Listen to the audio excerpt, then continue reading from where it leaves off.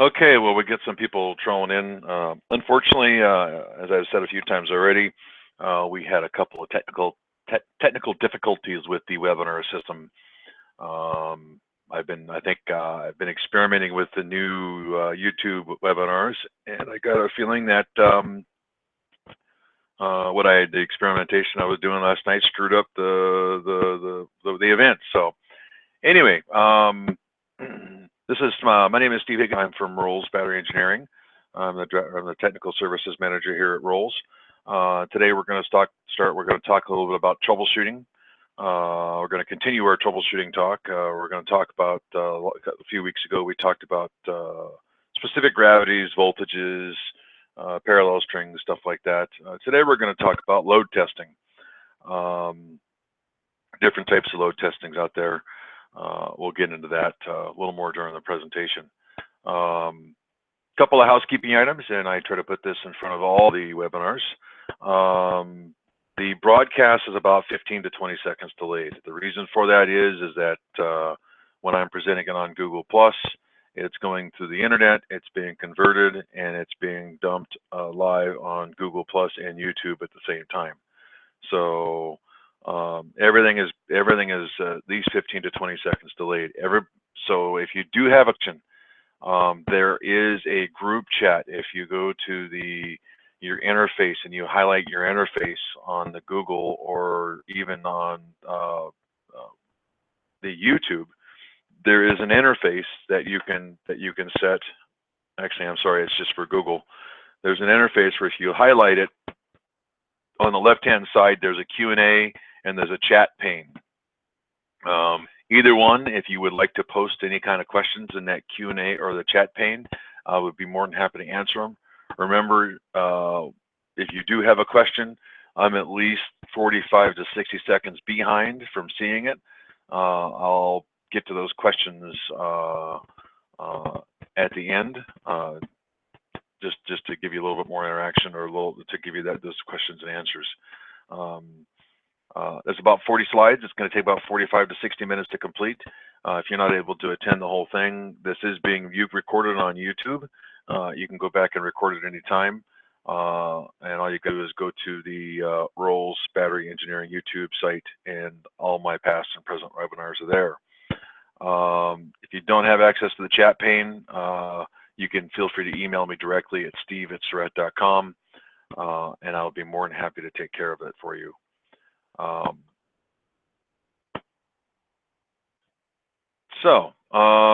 Just to announce some upcoming events real quick, some more housekeeping. For Rolls Battery, here's some upcoming live events. For those of you who are attending the Solar Power International Show in Las Vegas on September 12th to the 15th, we will be at booth 1777 in the Las Vegas Convention Center, North Exhibit Hall. I will be there, Jeff will be there, a few of the folks from Rolls Battery will be there to answer any kind of questions or to talk to you at the show. It'd be nice to see you. I am doing a live training, and a couple of them in Minneapolis, outside Minneapolis, one at the Annika Ramsey Community College, the ARCC. This is going to be in conjunction with Schneider Electric, and it's sponsored and held by Daryl Thayer. Daryl, if you're listening, thanks for inviting us. I enjoy doing these trainings for you. The next one will be at the Professional Training Center near Minneapolis. These will be held on October 7th and 8th.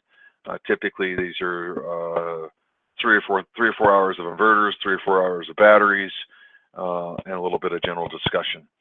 On October 17th through 19th, I'll be at SEI as a guest speaker for the PV301L Solar Electric Lab Week. I'll be helping with some safety discussions and taking specific gravities and all that stuff with batteries at Solar International in Peña, Colorado.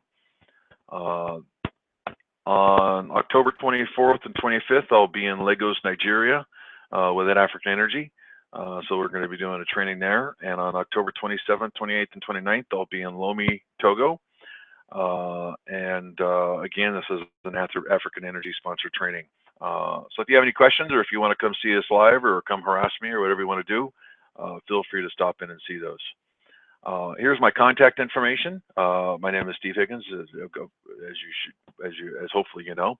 My direct phone number and my mobile number. Feel free to give me a call, and I will be more than happy to, or send me an email. I'll be more than happy to answer any questions you got. So what we're here to do is talk about mainly load testing and troubleshooting. When you have flooded or AGM batteries, or flooded or valve regulated batteries, there's a couple of instances when you do want to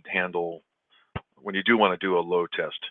Because sometimes you can do a load test on batteries that the specific gravities of the batteries look fine, but as soon as you put a load on the batteries, voltage drops off fairly quickly. I've even seen cells reverse, things like that happen. It's unfortunate, but it happens. And doing a load test will help you determine specifically what cells are problems or what cells are issues. The other thing that load tests will also allow you to do is if you do it periodically every 6 to 12 months on a battery bank, you can better judge how your charging profile has been. I've got a live example of a system that I was recently at about a month ago. The battery bank had been operated in offset mode, and because the offset voltage was set so low, the battery bank lost capacity over the first year of its life. So, and I'll get into that a little bit more. But the other issue is doing load tests is with valve regulated lead acid batteries, AGMs or gels. You can't really check the specific gravity to determine how much acid is in the water, or how much sulfate's in the water, and how much sulfate's on the plates. So doing a load test periodically will give you an idea, if you're properly charging your batteries. So it'll ballpark idea. Unfortunately, with load testers, to really do an effective load test, what you need is a linear load tester that's 60 to 80 amps of current. And unfortunately, last time I checked, those were about $25,000 to $35,000. So what this is going to outline is what I call my poor man's test on load testing. And the reason I call it the poor man's load test is basically what you need is you need a pen and paper. You need a current meter that measures current, typically a clamp, amp clamp probe, a current meter of some sort to figure out how, to have a general idea how much current you're drawing from the battery, and time. Typically what you'll need is depending on how much load you place on the batteries, how much stress you put on the batteries, you're going to need about 4 to 10 hours to do the test, realistically. That current meter, you want to make sure you have it set up to not measure averaging, but you want to measure the actual currents at the time. And then you want to monitor your voltages and your currents about every half hour to hour intervals. Typically, what you're going to do is you're going to, depending on what I expect to see, if it's a battery bank that's in pretty bad shape, I'll watch it more closely. If it's a battery bank, I'm just checking overall capacity, and I'm not expecting a problem, I'll check it, every hour for the first 3 or 4 hours, then I'll check it every half hour after that. Then, of course, you're going to need that pen and paper or pencil and paper to log results, so that you can sit down and look at your test results after you're done.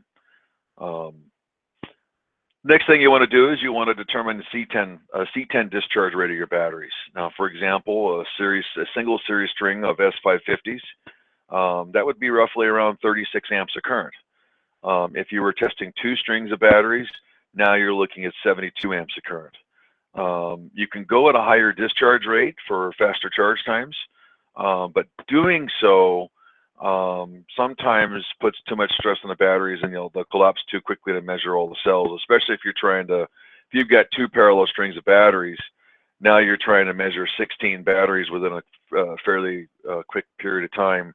If it takes 8 or 10 minutes to measure all 16 batteries, you may have a collapse before you get all those recordings done. So a lot of times slower is a little better, but of course it takes a little longer time.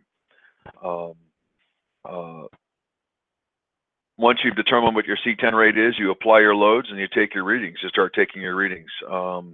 If you're testing to 100% depth of discharge, using the C10 rate will get your batteries down about 100% depth of discharge at about 10 hours. Now, normally you don't really want to do that. So what you want to do is you're testing to a 50% depth of discharge. So you're expecting approximately 4 to 5 hours, or to a 2 volts per cell resting, which means if you're discharging at C10, you want to discharge down to about 1.85 volts per cell, and then you take off all your load, and then you measure, you take off all your load, you give the batteries about 10-15 minutes to rest, and then you go back and remeasure. We'll get into that in a little bit when I show you the actual test results. But 1.85 volts per cell on, say, a 12 volt system is 11.1 volts. So while it's under load, when the voltage comes down to 11.1 volts, when it gets there, you shut off all your load and you watch for your batteries recover, and that'll give you an idea where your overall battery bank is. Okay, so I want to make sure I didn't go too fast there. So basically, what are you looking for? What are you looking for in these tests is you're looking for, especially when you're trying to troubleshoot specific cells, you're looking for voltage discrepancies. One of the biggest things with troubleshooting battery banks is the lower voltage cell, the lower common denominator, the easier it is to find problems. You start having you go with 12 volt batteries, 12 volt monoblock batteries. Those can be a little bit more difficult to troubleshoot because you've got a much wider range. So basically what you're looking for is voltage discrepancies. 0.1, 0.2, 0.3 volts between cells will give you an idea. If you start seeing, batteries that are in the, I should have muted my phone. If you start seeing batteries that are, you got 2 volt batteries and you start seeing 3, 4, or 5 tenths of a volt in between cells, then there's probably a developing issue or an issue with that specific battery. We'll get a little more into that here in a second, especially when I start showing you the live tests.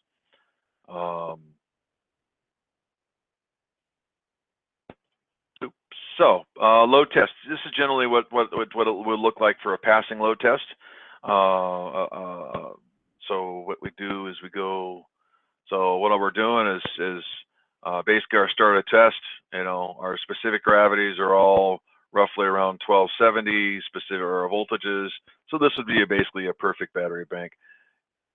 Honestly, and if you were at the troubleshooting, you're not going to see a perfect battery bank, especially after it's been used in a solar application. So this is just to give you a basic idea.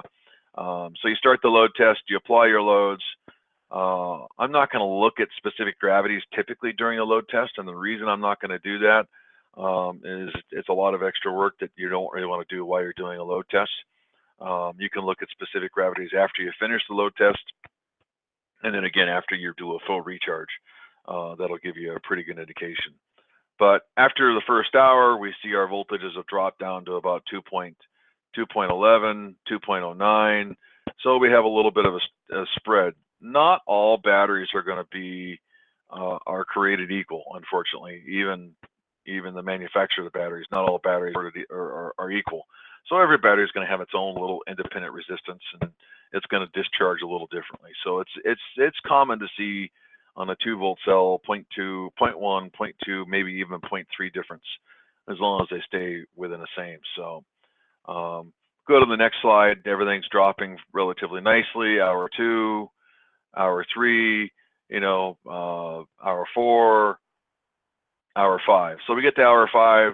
Our specific gravities or our voltages are roughly around 2 volts per cell. This battery bank's in great condition. Typically, what you're going to see during this test is you're going to drop a little lower.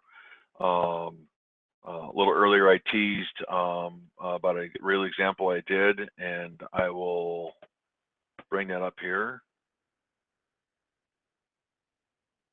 Maybe.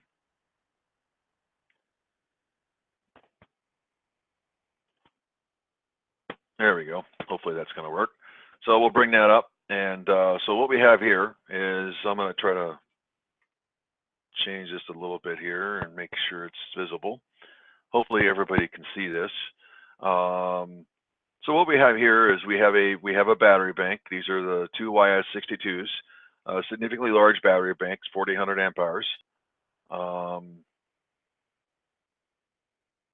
It's 4,800 amp hours. So what we've got is we now have what I've got is my starting measurements. So highlight starting voltages 2.2, 2.2, 2.3, 2.22. I've got 3.3 amps of load. Basically, it's the inverters, the charge controllers, and I've noted that my test starts at 7 a.m. This battery bank, initially, this is the second load test that was done. The first load test, the batteries barely lasted 3.5 hours. So that was a problem. So turn on my load. I've got 264 amps of load. And then my cell voltages went from 2.26 down to 2.05, 2.01, 2.03. So generally my lows have all stayed roughly about the same. My total battery voltage is 51, 49. So generally my loads have all, my voltages have all stayed the same. Go through, I see a pretty big drop off from 2.05 to 2.0. And so all my loads. So as I go through my loads and I look at this spreadsheet, I look at my recordings, generally all the voltages are pretty close to each other, within 0.2, 0.3, 0.4 of a volt. If I had say I went in, and this test specifically went 240 minutes, as you see, unfortunately I ran out of time, 1.9, 1.91, 1.89, 1.93, and so that's where my loads went. As you can see, I also was running out of time, so I tried to increase the current a little bit to see if I could shock the batteries a little bit. And so, as you can see, the batteries were holding up pretty well under the loads, especially since the first day I did this test before I did some cycle charging. The batteries barely got past the 180-minute point before they went down below 1.85 volts per cell. So the cycle charging did actually help the overall battery capacity. But at 240 minutes, I take my measurements. My batteries are sort of 35 degrees Celsius. My voltages are all 1.9 and change, 360 amps of load. I then go reduce all my load, and then I give my batteries about 10, 15 minutes to rest with very little load on them. That load at the time was measured at 6.6 amps. And as you can see, most all my batteries are recovered above 2 volts per cell. 2.03, 2.4, there's one that's 2.0. And so generally what this battery bank is it's ballpark right around 3 hours of load, and this amount of current was actually at a C7, actually C8 discharge rate, which was quite a bit of load for these batteries. So these batteries were close to the 70, 80 percentile. When I left. When I arrived, they were closer to about a 30 percentile range. So not too good for the batteries, but just gives you an idea of the batteries. If I had seen, for example, cell number 4 here drop down 1.2 volts, or even worse, a lot of times you'll see them go to -2 volts. Because of the cells will actually reverse when they go under high load. If you'd seen that, then that's definitely, cell 4 would be a cell that you would look at possibly at replacing or getting out of the string as soon as possible, because that cell's only causing problems for the entire string. So if I go back to my webinar here, so just generally a load test fail. So basically same battery bank. I don't have the specific gravities here, but we have a same battery bank. Voltages 210, 211, 209. Voltages all seem pretty good. One voltages. We have one cell here, cell 4. That's starting to look a little problematic. We go into hour 2. Cell 4 is still dropping off fairly quickly. Hour 3, cell 4 is basically toast. So the rest of the cells are pretty much keeping up, but cell 4 is definitely got a problem or has developed an issue. You want to look at getting that cell out of the system as soon as possible, or replacing that cell as soon as possible. With most of the products today, a lot of guys don't understand this, even sometimes when you call their support groups. If you have a 24-volt system and you're operating at 12 cells, how you do this is that you pull the cell number 4 out, you drop it to 1 cells, and so you go in and you change all your voltage-based settings. So your LBCO, if your LBCO is set at say a 24-volt system, it was set at 22.2 volts. So 22.2 volts divided by 12 cells means that you're at 1.85 volts per cell. You multiply that by 11, and then now you would change your LBCO setting down to 20.3 volts or 20.4 volts. So you can pull that 1 cell out and continue to operate without damaging the rest of the battery bank. If you leave a bad cell in a battery bank for too long, you can actually cause the rest of the batteries to start to degrade. So it's always a good idea, especially if it's a shorted cell. It's going to eat up all the current from the rest of the battery bank and cause the rest of the battery bank to sag. Or I'm sorry, an open cell. You're going to want to get that out of there as soon as possible. Otherwise, again, you're going to have problems. So generally, high resistive batteries, a resistive result battery is going to ignore more current than normal. It's not going to accept it. You know, generally what ends up happening is you'll get one battery that starts to sag, drop, or the rest of the batteries start to climb. You know, actually, you get one cell that sags, it's starting to suck up all the rest of the current because it's high resistive, so it's eating up more current than the rest of the battery bank. And then now what ends up happening is that because it's eating up the excess current in the battery bank, it's starting to chew up the excess electricity, which is denying current to the rest of the battery bank. So you start to see that one battery, you know, low specific gravities, low capacity, while the rest of the batteries are kind of following suit. Not a good thing. Low resistive batteries, basically what ends up happening is there's a short or plate short, separator failure, some sort of failure internal of the battery that's causing it to act as a low resistance. So what's happening now is voltage is rising on that battery fairly quickly, which is causing the voltage in the entire battery bank to rise, which will almost sometimes look like an overcharge to the rest of the battery bank, where all the cells are high in specific gravities, but that one cell is basically nothing. So generally, when you're doing these, always in any case of any battery application, especially a lead type battery application, regular logging and looking at your batteries, regardless of their valve regulated lead acids or if they're flooded lead acids, it's a good idea at least once a quarter to take a look at them, your connections, take a look at everything, make sure it's okay. Generally, when you start the troubleshooting process, you come to us and there's a problem with the battery bank.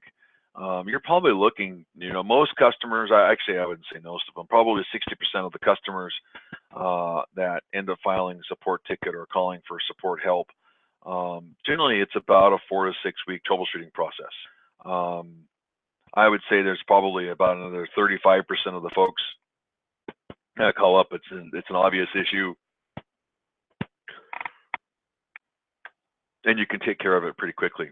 And then there's another 5-6% of the folks that it can be longer. It can be a longer troubleshooting process.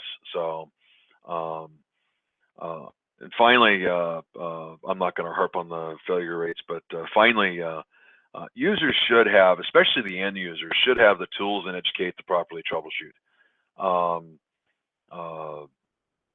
Your end users, when you sell these systems, or if you are an end user, you should have a voltmeter, you should have a hydrometer or refractometer or something to look at specific gravities.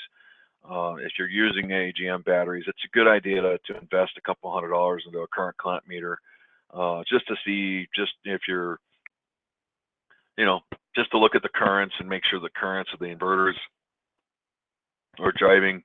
It's nice to have a current meter to adjust your absorption times, because if you know what your actual currents are going into your batteries, you can adjust your absorption times to truly fit those currents.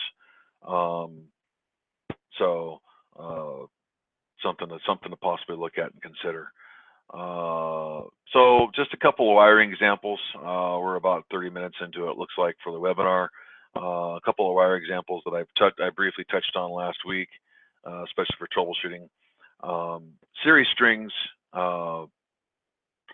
you basically, you're seriesing up 2 volt, 4 volt, 6 volt, 12 volt batteries to get voltage. Voltage adds in series, current adds in parallel. So you're paralleling batteries up. All batteries are generally manufactured in 2 volt, 4 volt, 6 volt, 8 volt, or 12 volt blocks, otherwise known as mono blocks. To make a 48 volt system, you've got a string, if you're using 2 volt cells, 24 batteries in series. Pretty simple, pretty basic. Most experienced installers will try to avoid more than 3 parallel strings. Actually, most experienced installers won't do more than 1 or 2 parallel strings ever. There's a couple trains of thought. A single series string allows you to drop out a 2 volt cell in case you have a problem. But if you're running 2 parallel strings, if you do have a problem with the battery, then you got to drop out the entire parallel bank. So if you're doing 6 volt L16 building blocks, you can drop. If you have 2 parallel strings, you can drop out. If you lose 1 cell, then you're losing a whole 6 volt battery. Then you have to drop out a full string. If you're using 2 volt cells and you lose a 2 volt cell and you have to drop it out, you can typically just drop the single 2 volt string out of it and reconfigure your settings. When you have more than 3 parallel strings, that can cause some imbalanced charging issues. I'll get into that here in a second. I briefly touched upon it last week or last webinar, so I was gonna touch upon it again.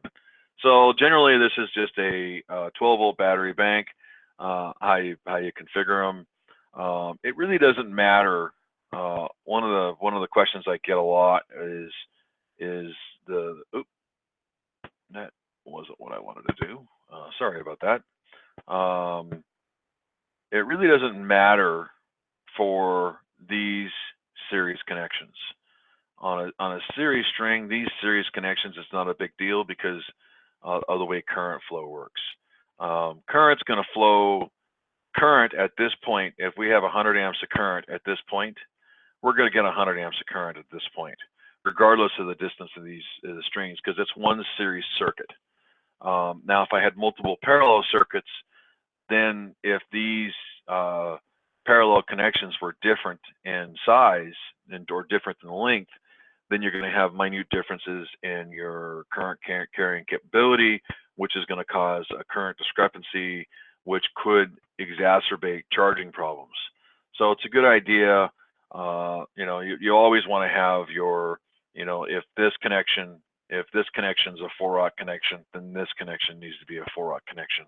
A lot of guys, what they'll do is they'll put in 2-aught, 1-aught connections here, and then they'll make this one, they'll make it larger. So skimping on the cable, while it lowers the bottom line to begin with, a lot of times it will cause problems down the road. So the next one here is some parallel connections. So what I have here is parallel connections for a battery bank. And so this shows one way to connect these. If we were in a live event, I would go, okay, so is this okay? What's the problem with this connection? The problem with this connection here is if I connect these batteries up like this, what will happen is that all my current will run basically through this set of batteries. If you move this cable down to here, that'll give you a better idea that'll give you a better current transfer. It's not the optimal way to do it. The optimal way to do it is the bus bar.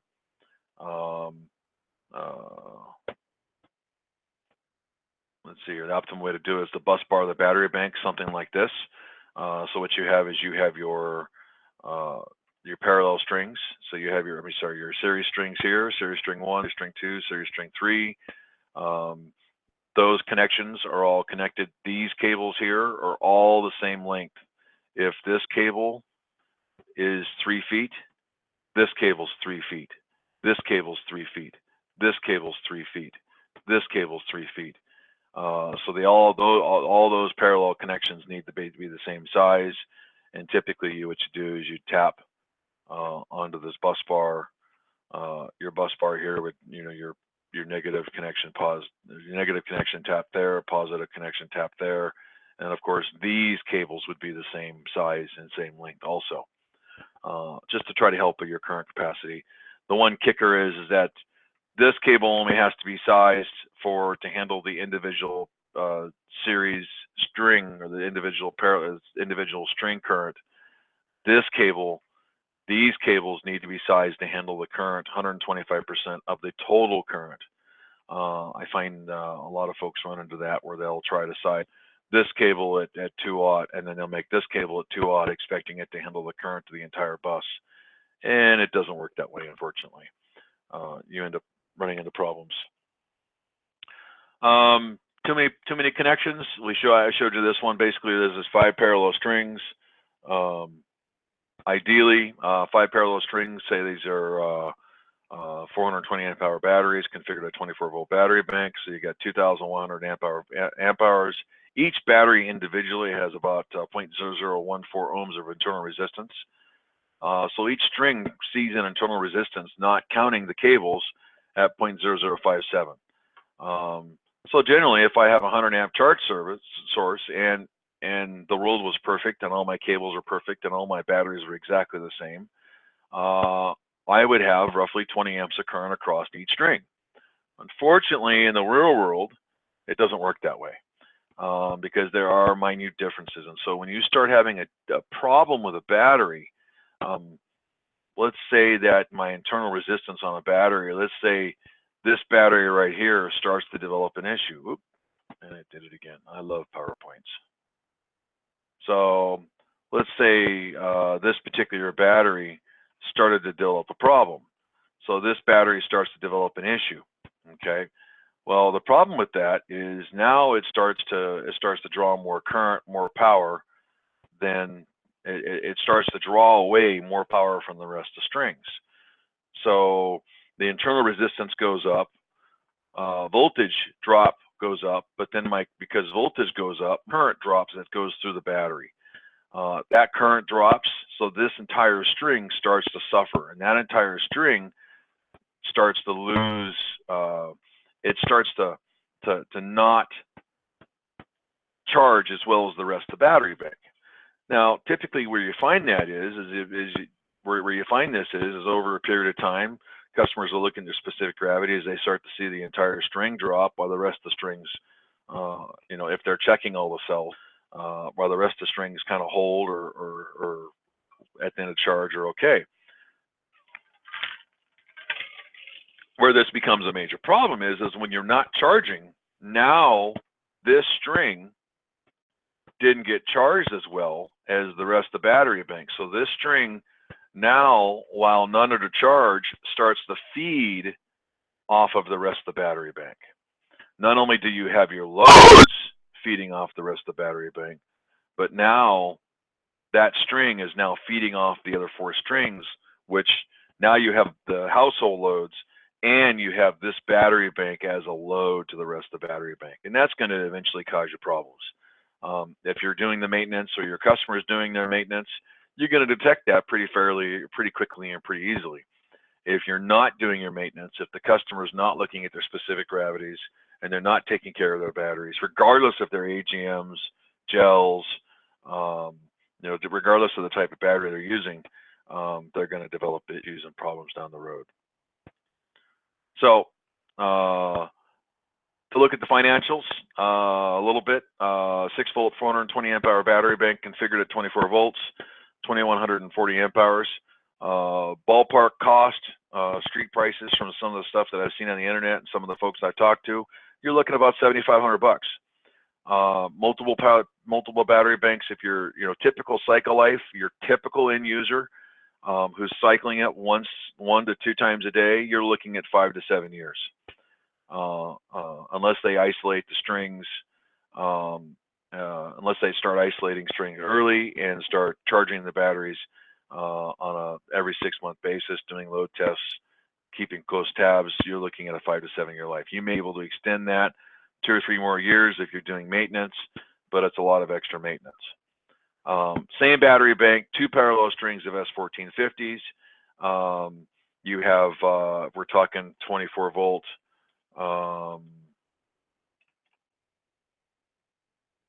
So you're talking this battery bank, the top battery bank here. Let me get my pen. This battery bank, you're looking at 240 cells you have to maintain. Sorry about the horrible print. But this battery bank, you've got 48 cells. So you've got 48 specific gravities, you've got 48 voltages. Which one is your customer more than likely going to do the maintenance on? I absolutely, positively guarantee you, if you have this battery bank, that customer is going to be more than likely to do the maintenance on that battery bank. Yes, the upfront cost is about $1,500 to $2,000 more to start with, but they're going to get, typical life for your average customer, 8 to 12 years of service life. Of course, it also depends on user maintenance and how heavily they're cycling it. But generally, this system is going to last much longer than the top system. So something to watch out for. Couple of battery layout issues. A lot of guys like to lay their batteries. Let's say there's 2 volt cells. They like to keep everything uniform, which is great, wonderful. But what you run into is if you're going to wire this up, now what you've got to do is you've got to have a connection from here, and that connection's got to extend all the way over. And so, I mean, if you're talking about a full-size battery bank, you're talking a 6 foot, 7 foot, 8 foot cable there.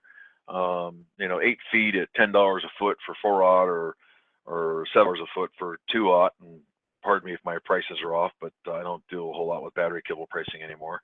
That gets kind of expensive. So one of the things that you can do to help to do that is if you alternate, you go positive, negative. Now you have your connection at this point. And so that makes much more, a little bit better economic sense in the long run. Be careful with that, because some guys run into problems with that. You get a secondary technician in there that didn't pay attention or doesn't understand that the bottom row is backwards.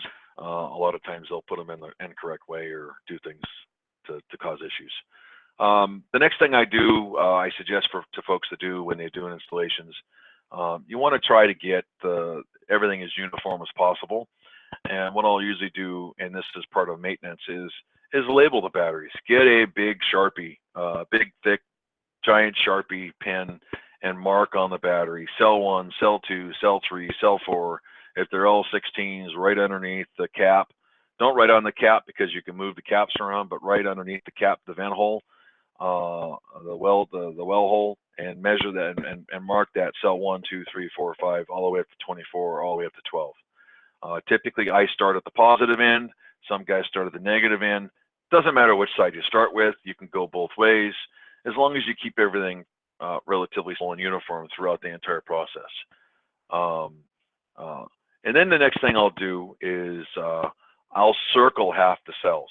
And the reason for that is instead of having to, for the first few months of the service, you're going to check, for the first 3-6 months of the service, you're going to check most of the cells. But as the batteries age and as the customer gets to understand their battery system, you circle, the odd cells, you circle the odd cells, or you mark the odd cells differently, then you put an underline or something. Measure the odd cells in the odd months, measure the even cells in the even months. So in June, you're going to measure all the even cells. In July, you're going to measure all the odd cells. And that way, you're always checking all the cells within a 60-day period, and you've got at least something of a track record on the cells. It's a good idea. Again, batteries typically do not fail overnight. Batteries will fail over a long period of time. Where customers run into problems is the batteries start to fail, or a battery starts to fail, and it's not caught for 6, 7, 8 months because they're not doing maintenance. They don't look at their systems unless there's a problem, and so forth. So you want to make sure you keep an eye on that. So right now is a good time. I'm going to talk about some upcoming webinars. Right now is the time, if you haven't asked a question or posted a question, to do so. I'm looking at the chat and I'm looking at the Q&A right now. I don't see any current questions. So if you have any questions, feel free to do that. If you don't have access to it and you're watching on YouTube, unfortunately you can't see it. Feel free to send me an email and I'll be more than happy to answer your questions. So upcoming webinar, it's that time of year. It's fall maintenance. So what we're going to talk about on Thursday, September 22nd from 10 to 11 a.m. Hopefully we have a little less problems to start off with. We're going to talk about fall maintenance, basically what you want to do with your settings, what you want to do with your batteries. We'll talk about the off-grid systems. We'll talk about cabin systems, just basically the stuff that you should be doing with your maintenance. And then the next one, upcoming webinars for battery charging. This is going to go over generalized how a battery charges, what to expect. This webinar will be October 13th from 10 to 11 a.m. Again, we're probably going to, depending on what the YouTube does for their free broadcasting, at this point in time, it'll probably be held on a Citrix GoToMeeting webinar, unless I can make the YouTube one work. Other than that, so if you have any suggestions for any webinars that you would like me to talk about, I'm more than willing to put something together for you. My email address, of course, is Steve Higgins or steve@surrett.com. My name is Steve Higgins. I want to thank everybody for coming and listening. I want to thank for those of you who listen to it on YouTube. Again, if you have any questions, feel free to send me an email or even give me a call. Other than that, I don't see any questions at this point. I don't see anything under chat or under Q&A. So at this point, I'm going to go ahead and end the webinar and the broadcast. Again, this is reviewable on YouTube if you want to take a look at it. And have a good day. Thank you.